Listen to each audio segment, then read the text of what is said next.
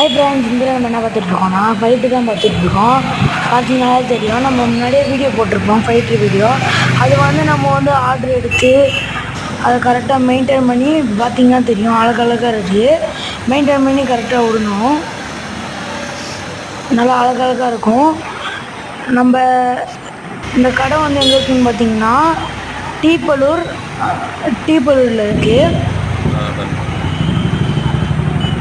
Blue fighter, red fighter எல்லாமே அவைலபிளாக இருக்குது.